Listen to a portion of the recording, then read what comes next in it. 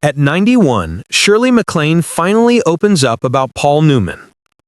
Shirley MacLaine was born Shirley MacLaine Beatty on April 24, 1934, in Richmond, Virginia. She emerged from a creative Southern household to become one of Hollywood's most enduring and unconventional stars. Her early years were steeped in artistic expression and intellectual curiosity. She was the daughter of Kathleen Corinne, a drama teacher, and Ira Owens Beatty, a psychology professor and real estate agent. Growing up in Arlington, Virginia, just across the Potomac River from the nation's capital, Shirley was exposed to both the performing arts and academic rigor from an early age. Her mother's passion for theater and her father's analytical mind created a unique environment that encouraged both creativity and critical thinking. Shirley was the older sister of Warren Beatty, who would himself become one of Hollywood's most celebrated actors and directors, though their paths would take distinctly different trajectories through the entertainment landscape. From childhood, Shirley showed an extraordinary talent for dance. She began ballet lessons at the age of 3, and by her teenage years, she was training seriously with dreams of becoming a professional ballerina. Her dedication was intense. She would practice for hours, perfecting her technique and building the discipline that would later serve her well in the demanding world of film and theater. However, her body eventually told her what her mind didn't want to hear. She lacked the ideal physical proportions for classical ballet. At 5 feet 7 inches, she was considered too tall for most ballet companies of the era, and her ankles, though strong, weren't quite suited for the rigorous demands of point work at the professional level. Rather than viewing this as a defeat, Shirley pivoted with characteristic determination. If she couldn't be a ballerina, she would find another way to perform. She shifted her focus toward Broadway, where her dance training, stage presence, and natural charisma could shine in musical theater. In the early 1950s, Shirley made her way to New York City, joining the chorus of several Broadway productions. She worked tirelessly, taking any role she could get, learning the craft of performance from the ground up. Her big break came in one of those magical show business moments that seems almost scripted. In 1954, she was understudying the lead role of a dancer in the Broadway production of The Pajama Game. When the star, Carol Haney, injured her ankle, Shirley stepped into the role with virtually no rehearsal. That night, Hal Wallace happened to be in the audience, scouting for new talent. He was immediately struck by Shirley's energy, timing, and distinctive presence. Within weeks, she had signed a contract with Paramount Pictures, and her life changed forever. Her film debut came in Alfred Hitchcock's dark comedy, The Trouble with Harry, in 1955. Hitchcock saw something special in Shirley, a combination of wholesome American beauty and sharp intelligence, mixed with an offbeat sensibility that set her apart from the typical Hollywood ingenue. Her performance was well received, and she quickly followed it with roles in Artists and Models, opposite Dean Martin and Jerry Lewis, and Around the World in 80 Days, the epic adventure film that won the Academy Award for Best Picture in 1956. Throughout the late 1950s and into the 1960s, Shirley MacLaine established herself as one of Hollywood's most versatile and compelling actresses. She possessed a rare ability to move seamlessly between comedy and drama, bringing depth to lighthearted roles and unexpected humor to serious ones. Her performances were marked by an emotional honesty that resonated with audiences. She never played characters as merely sweet or merely tough. Instead, she found the complicated humanity in everyone she portrayed. Some of her most memorable performances during this golden period included Some Came Running in 1958, directed by Minnelli, where she played a vulnerable good-time girl opposite Frank Sinatra and Dean Martin. Her performance earned her the first of many Academy Award nominations.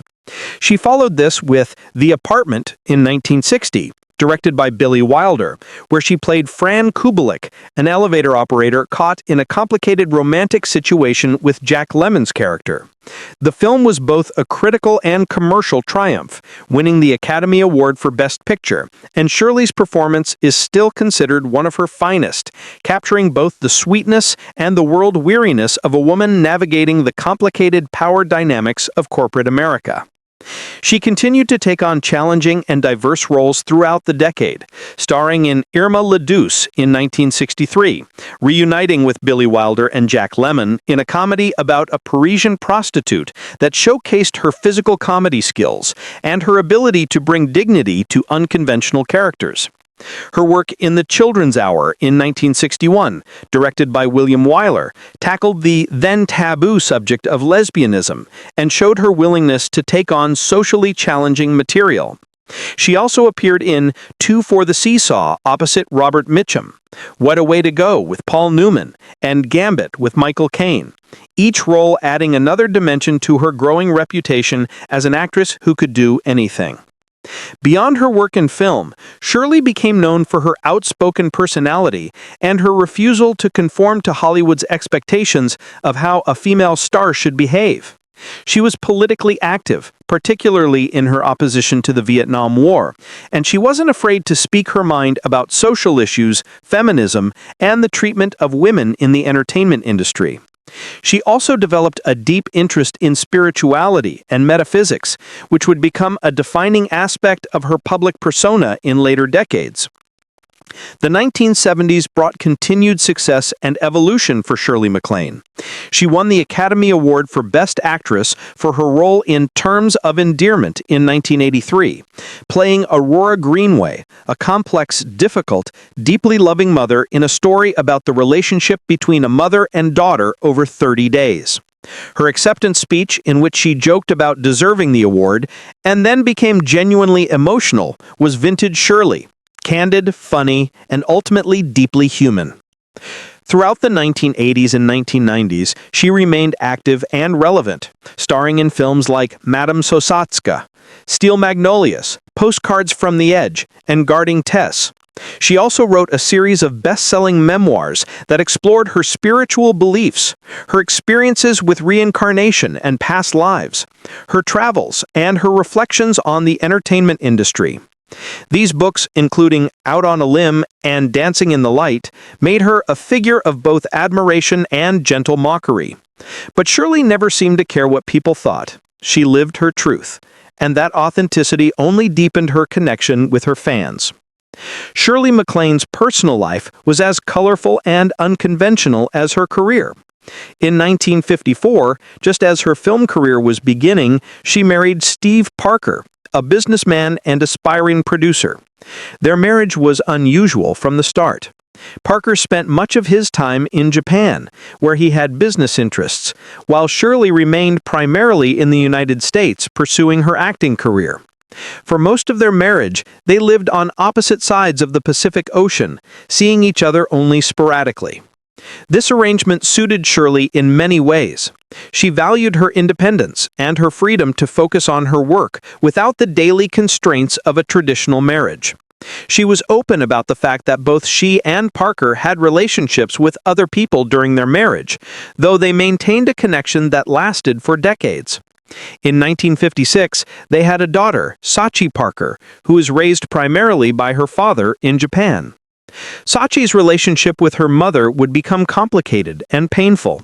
In later years, Sachi wrote a memoir that portrayed Shirley as a distant and often absent mother, more focused on her career and her spiritual pursuits than on parenting. Shirley's response to these criticisms was characteristically blunt and unapologetic. She acknowledged that she had not been a conventional mother, but she stood by her choices, arguing that she had been honest with her daughter about her priorities and that she had provided for her materially and emotionally in the ways she knew how. Shirley and Steve Parker's marriage officially ended in divorce in 1982, though they had been living separate lives for many years. Despite the unconventional nature of their relationship, Shirley spoke of Parker with respect in later interviews, acknowledging that they had shared an understanding that worked for them, even if it seemed strange to others. Throughout her life, Shirley had numerous romantic relationships, some brief and some lasting, but she never remarried. She valued her autonomy too much to commit to another traditional marriage. Among her rumored relationships were affairs with some of Hollywood's most prominent leading men, as well as politicians and intellectuals she met through her political activism and her travels around the world. She was particularly close to members of the Rat Pack, especially Frank Sinatra and Dean Martin, with whom she worked on several films. Her friendship with these men was built on mutual respect, shared humor, and a love of performing. She could hold her own in their world of hard drinking, late-night carousing, and sharp wit, but she also maintained boundaries and never allowed herself to be diminished or objectified by the masculine culture of that era's Hollywood. Her interest in spirituality deepened significantly in the 1970s. She traveled extensively, studying with spiritual teachers in Peru, India, and other parts of the world. She explored meditation, channeling, energy healing, and past life regression, and she became a vocal proponent of New Age philosophy. Her books on these subjects introduced millions of readers to ideas about... She paused, gathering her thoughts, and then continued with the characteristic directness that had marked her entire career. I first met Paul in the late 1950s. We were both at Paramount, both young and ambitious, both trying to figure out how to have careers that meant something beyond just being pretty faces on screen. He was already getting attention for his looks, those blue eyes, that smile, but what struck me immediately was his seriousness. He wanted to be a real actor, not just a movie star, and he was willing to work for it. Shirley recalled their early conversations about craft, about the differences between stage and screen acting, about the difficulty of maintaining integrity in an industry that often valued commerce over art. Paul came from the method school, that whole Lee Strasberg actors studio tradition. He took it very seriously. I was more intuitive in my approach, more willing to trust my instincts and just go with what felt right in the moment. We used to have these long debates about technique, about whether you should fully inhabit a character's emotional life or maintain some distance and control. We never quite agreed, but I think we both learned from each other. Their first professional collaboration came in 1963, when they starred together in What a Way to Go, a comedy in which Shirley played a woman whose husbands keep dying and leaving her enormous fortunes, while Paul played one of those ill-fated husbands. It was a stylish, satirical film that showcased both actors' abilities to handle comedy with sophistication. Working with Paul on that film was a revelation, Shirley remembered. He was so committed, even in a comedy, even in a role that was essentially a supporting part. He never phoned it in. Never. There was this moment we had to shoot where his character, this avant-garde artist, has this elaborate death scene, and Paul played it with such commitment and such precision that everyone on set just stopped and watched. That was Paul. Total dedication, whether it was comedy or drama, whether he was the lead or not. She smiled as she continued, and he was funny, really funny. Off camera, he had this dry wit, this way of observing the absurdities of Hollywood and just skewering them with a single comment. We spent a lot of time between takes just talking, laughing. He told me once that he thought acting was kind of ridiculous when you really thought about it. Grown people pretending to be other people, all these technicians and lights and cameras just to capture something that would flicker on a screen for a few minutes. But then, he said, but when it works, when it really works, it's the closest thing to magic I know. And I agreed with him completely. As Shirley spoke, she addressed something that had always fascinated her about Newman, his marriage to Joanne Woodward. Paul and Joanne were the real thing, she said emphatically. In a town where marriages lasted about as long as a press junket, they were together for more than 50 years. And it wasn't some perfect fairy tale. They had their struggles, their difficult periods, times when they had to work at it. But they were committed to each other in a way that was almost radical for Hollywood. She leaned forward slightly, her expression thoughtful. I envied that sometimes, not because I wanted to be Joanne or wanted Paul for myself, but because they had something I never quite managed to find, or maybe never quite wanted to commit to, that deep, lasting partnership. I chose independence. I chose my work. I chose to keep my options open, to explore, to wander. Paul chose Joanne, and he never wavered from that choice, at least not in any way that mattered. There's something beautiful about that kind of devotion. Shirley was candid about the attraction she felt toward Newman, an attraction she shared with much of the female population of the planet during his heyday. "Of course I found him attractive," she said with a laugh. "I'd have to been dead not to. Those eyes alone could stop traffic." But more than his looks, it was his presence. Paul had this quality of being fully present with you when you were talking to him. He listened. He thought about what you said. He didn't just wait for his turn to talk. In Hollywood, where everyone is always performing, always on, that kind of genuine attention is incredibly attractive. She recalled an evening in the late 1960s when she, Newman, and several other actors gathered at a dinner party at the home of Sidney Poitier. This was during the height of the civil rights movement, and we were all very involved in various ways, marching, fundraising, using our platforms to speak out. Paul was particularly committed. He was one of the few major stars who put his career on the line for his political beliefs. That night, we talked for hours about the state of the country, about the war in Vietnam, about what our responsibilities were as artists and as citizens. Shirley paused, her expression becoming more serious.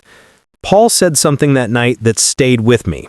He said, "If we're just entertainers, if we're just selling a product, then what's the point? We have to stand for something, or we're just part of the machinery that keeps everything the same."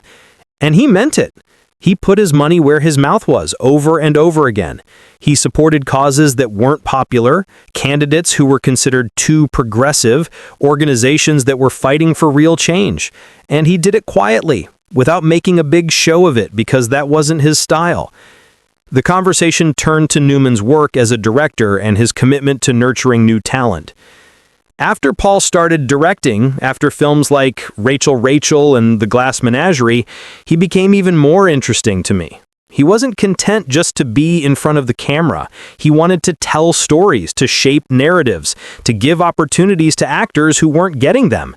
He directed Joanne in Rachel, and her performance in that film is extraordinary. He saw her talent, her depth, and he created a space for her to show it.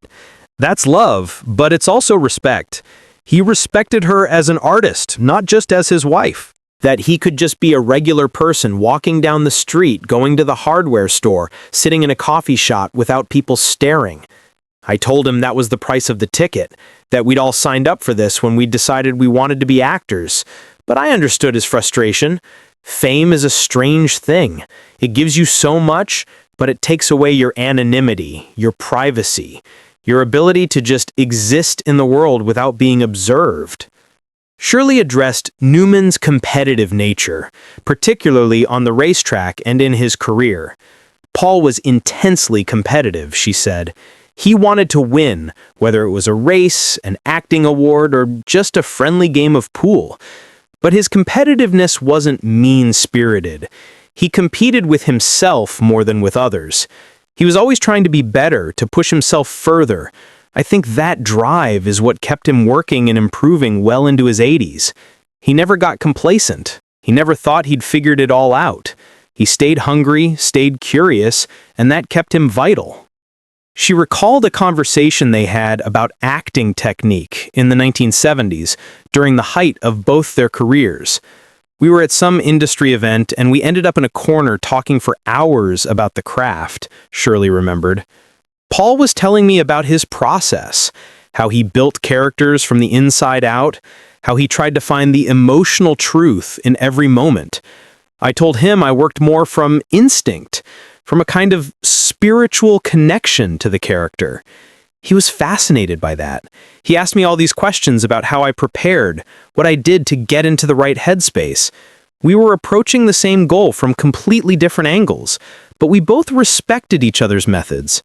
She paused, then added, That conversation meant a lot to me because Paul took my approach seriously. A lot of method actors looked down on more intuitive approaches, dismissed them as not rigorous enough. But Paul understood that there were many paths to truth in acting, and he was genuinely interested in learning about different techniques. That intellectual openness, that lack of dogmatism, that was one of his best qualities. Shirley spoke about Newman's relationship with money and success. Paul came from a middle-class background in Ohio. His family owned a sporting goods store. He wasn't poor, but he wasn't wealthy either. I think that background kept him grounded. Even when he became enormously successful and rich, he never flaunted it. He lived well, but not ostentatiously. He drove practical cars when he wasn't racing. He and Joanne lived in the same house in Connecticut for decades. They didn't collect mansions or yachts or any of the usual trappings of Hollywood wealth. And then with Newman's Own, he gave it all away. Every cent of profit went to charity. That's extraordinary when you think about it. Most wealthy people, even those who are generous, keep most of their money and donate a portion. Paul inverted that. He kept what he needed to live comfortably and gave away the rest. That kind of generosity isn't just about money, it's about values, about what he thought is important in life. When asked about Newman's views on religion and spirituality, Shirley became thoughtful. Paul was raised Jewish, though his family wasn't particularly religious. He described himself as a secular Jew, someone who identified with the cultural tradition but didn't practice the faith.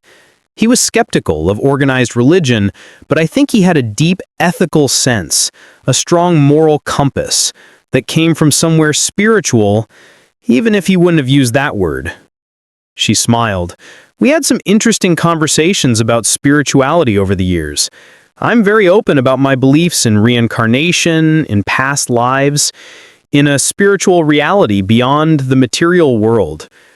Paul was polite about it, but I could tell he thought I was a little crazy. He'd listen to me talk about astral projection or channeling, and he'd get this amused look on his face, like he was indulging a well-meaning but delusional friend. But he never dismissed me or mocked me. He just had a different worldview, more rationalist, more grounded in the here and now. Shirley reflected on what Newman taught her about aging. Watching Paul age was instructive for me. He didn't rage against getting older. He didn't try to pretend he was still 30. He accepted the physical changes, the slowing down, the limits that come with age. But he didn't give up either. He kept working when roles interested him. He kept racing until he was well into his 70s. He stayed engaged with the world, with politics, with the things he cared about. He showed me that you could grow old with dignity and grace, that aging didn't mean becoming irrelevant or invisible. She added, of course, he had the advantage of being a man. In Hollywood, men are allowed to age. They're called distinguished. They're given roles as wise elders or experienced leaders. Women are just called old. We're discarded, pushed aside for younger actresses. I fought against that my whole career, and I'm still fighting it at 91. But Paul's example showed me that if you insisted on your own value, if you refused to be marginalized, you could continue working and contributing as you aged. Shirley talked about Newman's famous practical jokes and his sense of humor. Paul loved practical jokes, she said with a laugh. He had this running prank war with Robert Redford that went on for years. They'd send each other increasingly absurd gifts. A wrecked car, a broken slot machine, all kinds of ridiculous things. It was this way of showing affection, of maintaining connection. Very male, very silly, but also kind of sweet. She recalled a prank Newman pulled on me during a dinner party. We were at someone's house for dinner, maybe 20 people, and Paul somehow arranged for the entire meal to be blue. Blue soup, blue bread, blue salad, blue wine, everything was dyed blue. It looked absolutely disgusting, but it was edible. Everyone was horrified at first, and then we realized it was Paul's doing, and we all burst out laughing. That was his sense of humor, absurdist, a little dark, but never mean. He never pranked people in ways that humiliated them or made them uncomfortable. It was always playful, always in good fun.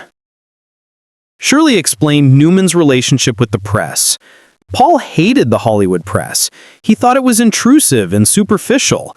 He'd do the minimum required to promote his films, but he never courted publicity, never played the Hollywood game of leaking stories or staging photo ops. He especially protected his family, his children, from media attention. After what happened with Scott, I think he became even more protective, even more determined to keep his private life private.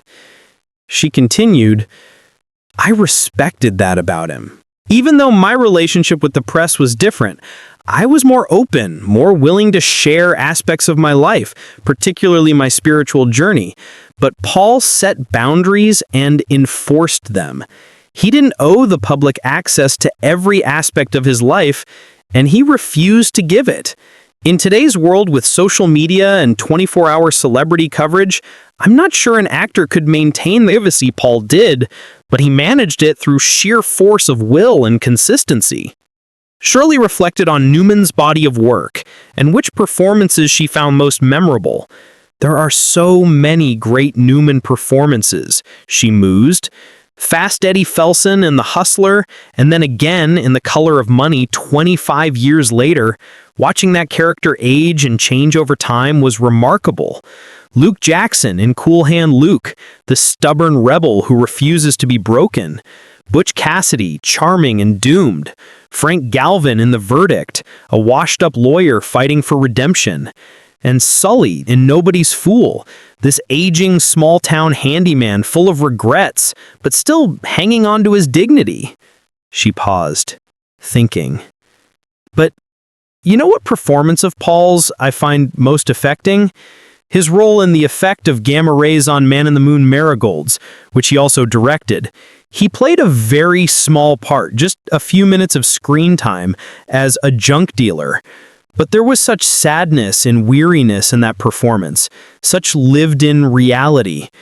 It showed that Paul could disappear into a character, even a tiny supporting role, and bring complete authenticity to it. That's great acting. Not needing to be the star, not needing to dominate every scene, just serving the story and the truth of the moment. Shirley asked if Paul had any major career regrets. Paul turned down some iconic roles over the years. He passed on The Graduate, which went to Dustin Hoffman. He turned down Kramer vs. Kramer, which won an Oscar for Dustin Hoffman. He said no to several other films that became huge hits. But I never heard him express real regret about those decisions. He believed in trusting his instincts in the moment, and if a role didn't feel right to him, he passed.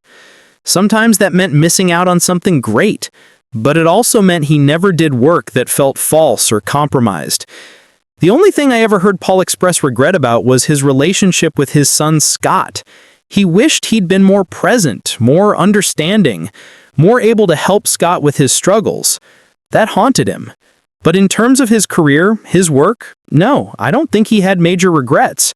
He'd done what he wanted to do, told the stories he wanted to tell, worked with people he respected.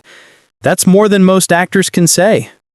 Shirley spoke about Newman's sense of style and how he carried himself.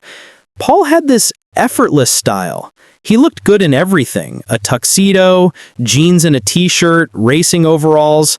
But it wasn't studied or affected. He just wore what was comfortable and appropriate. And because he was... Shirley spoke about Newman's approach to script selection. Paul was famously picky about scripts, especially later in his career, she said. He'd turned down 10 projects for every one he accepted.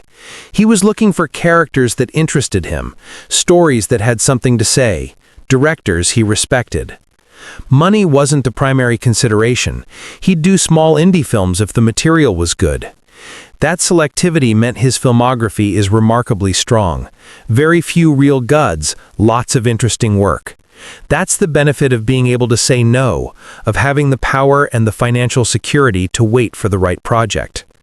She reflected on whether Newman ever felt he'd done enough. I don't think Paul ever felt like he'd done enough, Shirley mused. There were always more children who needed help, more causes to support, more stories to tell, more races to run. He wasn't someone who could rest on his laurels. Even in his 80s, when most people would have retired, he was still working, still involved with his foundation, still showing up. That drive, that inability to be satisfied, it's what kept him vital.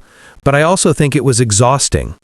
Sometimes I wished he could just relax, just enjoy what he'd accomplished. But that wasn't in his nature. When asked about Newman's sense of humor and what made him laugh, Shirley smiled broadly. Paul had a wry, dry sense of humor, she said. He appreciated absurdity, irony, the ridiculous aspects of life. He wasn't into slapstick or obvious jokes. His humor was more observational, more subtle. He'd make these deadpan comments that would take you a second to get, and then you'd burst out laughing.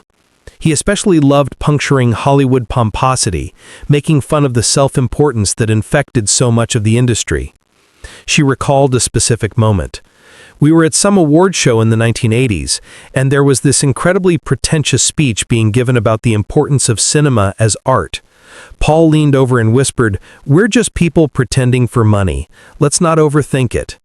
That was classic Paul. Cutting through the bullshit, keeping things in perspective, refusing to take it all too seriously. Shirley addressed the physicality of Newman's performances. Paul was a very physical actor, she observed. Whether he was playing pool in The Hustler, boxing in Somebody Up There Likes Me, or doing his own driving stunts in various films, he committed physically. He understood that how a body moves tells you about a character, their confidence, their history, their state of mind. He trained for roles, learned skills, put himself through physical challenges. That dedication to the physical reality of a character is something I always admired. She spoke about Newman's relationship with directors and how he collaborated. Paul worked with some of the greatest directors in cinema history: Martin Ritt, Robert Altman, George Roy Hill, Sidney Lumet, Sam Mendes. And he was known as a dream to work with, prepared, professional, open to direction, but also willing to offer suggestions. He had a collaborative spirit. He didn't try to take over or impose his will. He trusted directors he respected and gave him his best work. But he wasn't a pushover. If something didn't feel right, he'd speak up. He'd advocate for the character, for the truth of a scene. That balance between humility and confidence, that's what made him such a great collaborator. Shirley reflected on what she would want Paul to know about his impact on her personally. If I could tell Paul how he affected my life, I'd say this: you made me believe that integrity was possible in Hollywood, that you didn't have to compromise your values to succeed. You showed me that kindness and strength weren't mutually exclusive, that you could be tough and tender at the same time. You demonstrated that aging didn't mean diminishing, that you could grow more interesting, more valuable, more yourself as the years passed. And you gave me the gift of your friendship, your honesty, your presence. Those lessons, those gifts, they shaped me, they sustained me, they made me better. Thank you, Paul. Thank you for everything. She paused, her eyes glistening slightly. And I tell him that I loved him. Not romantically, but truly and deeply. He was one of the great souls I've known in this life, and knowing him made my life richer and more meaningful. Shirley spoke about the contrast between Paul's public image and his private self. The public saw Paul Newman, movie star, gorgeous, cool, unflappable. The private Paul was more complicated. He could be insecure, moody, self-critical. He struggled with depression at times, especially after losing Scott. He had a temper, though he kept it under control. He could be stubborn and inflexible about things he cared about. He was fully human, with all the contradictions and difficulties that implies. But his best qualities, his decency, his generosity, his commitment to his values, those were real too. The private man matched the public image in the ways that mattered most. She addressed what it was like to watch Newman's health decline in his final years. I didn't see Paul much in his last few years, Shirley admitted. He was dealing with cancer, pulling back from public life, focusing on his family. I respected his privacy and his need to face his mortality on his own terms. But it was hard to know he was suffering. This vital, energetic man, this person who'd been so alive, it's painful to imagine that being diminished by illness. But from what I heard, he faced it with the same courage he'd faced everything else. No self-pity, no drama, just quiet acceptance and grace. Shirley reflected on Joanne Woodward's life after Paul's death. "Joanne has Alzheimer's now," she said sadly. "She's lost so much of herself, including probably most of her memories of Paul, of their life together. That's such a cruel irony, to survive the person you loved for 50 years, and then to lose even the memories of them." Paul would have been heartbroken to see her this way. But her daughters are caring for her beautifully, and she's surrounded by love. That's something. She spoke about the way Newman approached playing older characters. "Paul didn't try to hide his age or play younger than he was," Shirley observed. "When he was in his 60s and 70s, he played characters in their 60s and 70s. He let his face show the years, let his body move with the stiffness and caution of age. There's this moment in Nobody's Fool where Sully bends down to pick something up, and you see how much effort it takes, how his back hurts. Paul didn't glamorize aging or sentimentalize it. He showed it honestly, the pain, the limitations, but also the wisdom and the endurance. That honesty about aging was radical, especially for a leading man." Shirley addressed the question of whether Newman ever had any serious religious or spiritual awakening late in life. "Not that I know of. Paul remained pretty secular to the end, as far as I'm aware. He didn't turn to religion when he got sick or when he knew he was dying. His ethics came from a humanistic place, not from a theological one. He believed in being good to people because it was the right thing to do, not because of divine reward or punishment. I found that admirable, even though my own path has been different. You don't need God to be good. Paul proved that." She spoke about specific scenes in Newman's films that she found particularly powerful. There's a scene in The Verdict where Paul's character, Frank Galvin, is sitting in a hospital room with a comatose woman who's at the center of his case. He's taking Polaroids of her as evidence, and as he does, he just starts sobbing. It's this breakdown, this moment where all his cynicism and all his pain just pouring out. Paul played it so raw, so unguarded. You felt this man's brokenness, his desperate need for redemption. That scene still haunts me decades later. And she continued, "And there's a moment in Cool Hand Luke where Luke is in the box, solitary confinement, and he's been broken by the system, and he comes out and he's different, diminished. Paul showed that transformation without words, just through his eyes, his posture, the way he held his body. You saw the light go out in Luke, and it was devastating. That's the kind of acting that transcends technique. That's pure truth." Shirley reflected on Newman's relationship with money and wealth. Paul made a fortune from his acting career and then another fortune from Newman's own. But wealth never defined him or changed who he was fundamentally. He lived comfortably but not extravagantly. He gave away most of what he made. He didn't collect art or cars. Well, he had race cars, but those were tools for his sport, not status symbols. Money was a means to an end for Paul. Security for his family, resources for his causes, fuel for his passions. But it wasn't the goal. That's increasingly rare, especially in contemporary Hollywood where wealth accumulation seems to be the whole point for many people. She spoke about what Newman represented in terms of American masculinity. Paul Newman represented a particular kind of American masculinity that's maybe disappearing, Shirley observed. He was tough but not violent, strong but not domineering, confident but not arrogant. He could be vulnerable without being weak, gentle without being soft. He took care of people, stood up for what was right, worked hard, stayed loyal. That's a model of masculinity that feels almost old-fashioned now, but it's one we could use more of. Not the toxic masculinity of aggression and dominance, but the healthy masculinity of strength and service of others. Shirley addressed Newman's work ethic and his professionalism. Paul showed up prepared, knew his lines, hit his marks, and gave directors what they needed. That sounds basic, but you'd be surprised how many actors don't manage even that. He respected the crew, the other actors, everyone on set. He understood that filmmaking is a collaborative art and that everyone's contribution matters. That professionalism, that respect for the craft and the people you work with, it created an atmosphere where good work could happen. Sets where Paul was the lead were known as happy sets, places where people wanted to work. She reflected on a letter Newman once sent her,